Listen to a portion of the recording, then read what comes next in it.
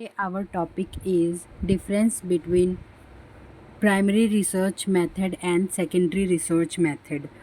Primary research method में हम data खुद कलेक्ट करते हैं अपने रिसर्च के लिए, और सेकेंडरी रिसर्च मेथड में हम पहले से की गई रिसर्च के डाटा को यूज़ करते हैं अपने रिसर्च के लिए।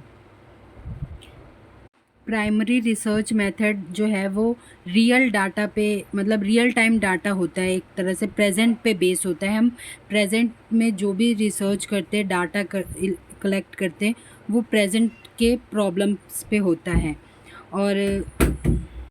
और सेकेंडरी रिसर्च मेथड में जो डाटा होता है वो पास्ट का होता है।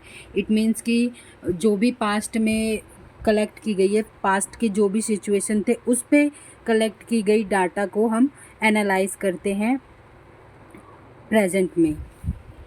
और जो प्राइमरी रिसर्च मेथड होता है ये बहुत कठिन होता है और टाइम कंज्यूमिंग होता है बहुत। और जो सेकेंडरी रिसर्च मेथड होता है वो क्विक और इजी होता है। जो प्राइमरी रिसर्च डाटा होता है उसको हम सर्वे, ऑब्जर्वेशन, एक्सपेरिमेंट और क्वेश्चनरी, पर्सनल इंटरव्यू के द्वारा कलेक्ट करते हैं प्राइमरी डाटा को। सेकेंडरी डाटा को हम गवर्नमेंट पब्लिकेशन या वेबसाइट, बुक्स, जर्नल आर्टिकल्स के द्वारा कलेक्ट कर सकते हैं।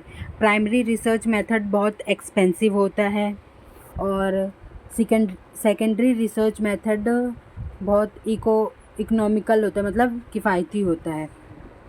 इसमें प्राइमरी रिसर्च मेथड जो है उसमें रो डाटा अवेलेबल होता है, और सेकेंडरी रिसर्च मेथड में रिफाइंड फॉर्म में होता है। जो डाटा उसको रिफाइंड करते हैं, मतलब उसको एनालाइज करते हैं। I hope you all are understand. अगर आपको कोई भी क्वायरी है तो आप कमेंट सेक्शन में पूछ सकते हैं। Thank you so much.